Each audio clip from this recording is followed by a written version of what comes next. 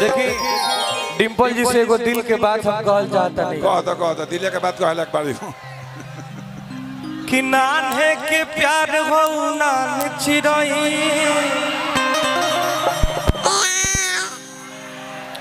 हो गइलू अब तो से आन चिरई नहीं मिलबू तो दे देबू जान चिरई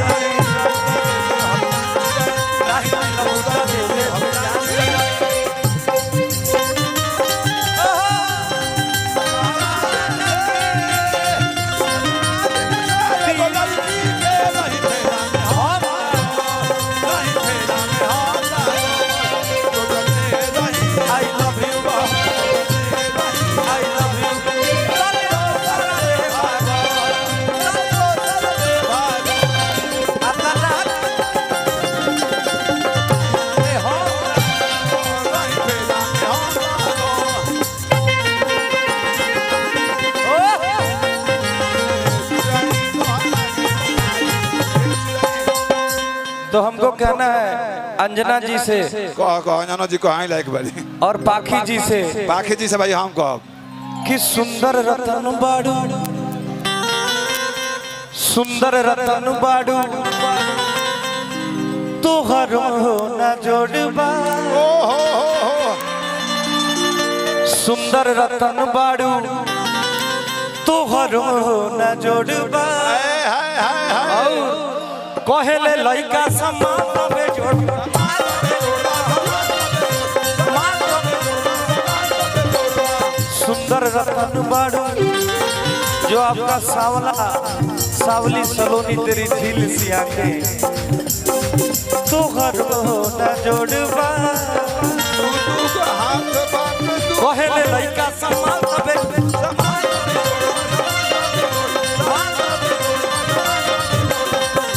कि चच्चू पूछत हुआ हाल चाल रे और चचा को देख रही हैं आप जो झाल बजा रहे हैं देखा तो चचा बजावता रे झाल रे रसगुल्ला बजावते नहीं खा भैया रसगुल्ला डाल दिला पर खड़े निकल जाए है ना कूचे की जरूरत नहीं है घोट सी है कि चच्चू पूछत हुआ हाल चाल रे रोड पे चले लू कमाल चाल रे यो यो गोरी गोरी चुनरी बना लाल रोड पे चले लू कमाल चाल रे गोरी गोरी चुनरी बना लाल रोड पे चले लू कमाल चाल गोरी गोरी चुनरी बना लाल रोड पे चले लू कमाल गोरी गोरी चुनरी बना लाल रोड पे चले लू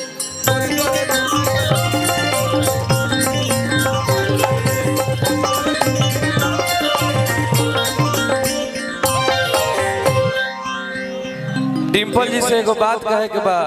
कहतरी तू डिम्पल जी से कह पाखी जी से कह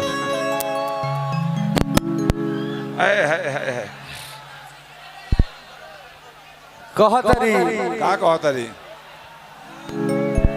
कि अब बात ना हमसे हुई अरे सुन रे मोरे करे जा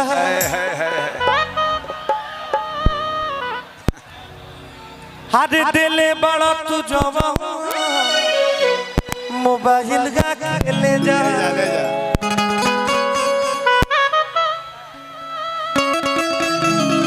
कि याद पर जहिया कुमार रहलू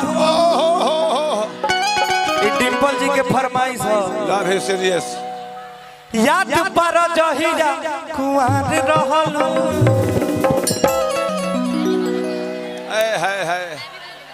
अच्छा डिम्पल जी कुछ बोलना चाहती हैं बोलिए कि याद कर जहिया कुआर रहला अम्मे हरी से पहले हमार रहला कि अब बात न हमसे होई सुनाए मोर करे जा तेले बाड़ा तू जवन मोबाइल अकेले जा अच्छा देखी रुआ चेंज करनी है तो हम एक लाइन चेंज करत तू चैन कर भाई स्त्रीलिंग कि स्कूलिया के मिलत पिछुआर रहल है कि नहीं बारी अरे स्कूलिया के मिलत पिछुआर रहल पियावा से पहिले हमार रहल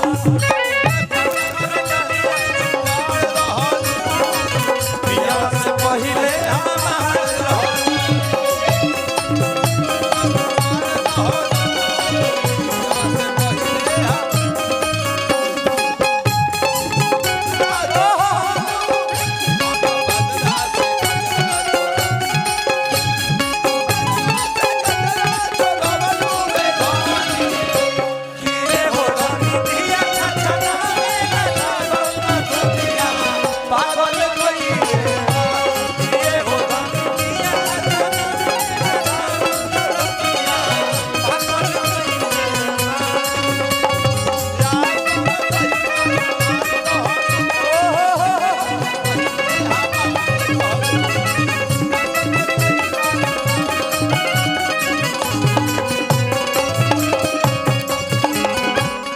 भइल रहे प्यार जब रहलू नादान ओहो धान अभियो खबर खास जवान ने कि भइल रहे प्यार जब रहलू नादान अब भौजी से ज्यादा रहे हमरे पर ध्यान सही बात है सही बात है हम ही खिया के धके कोई नहीं से आन हो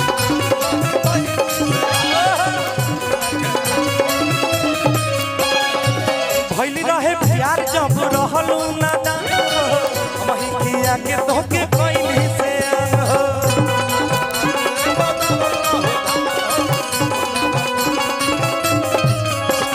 जाए जान जाते बारू तो हमके जान भुलई हो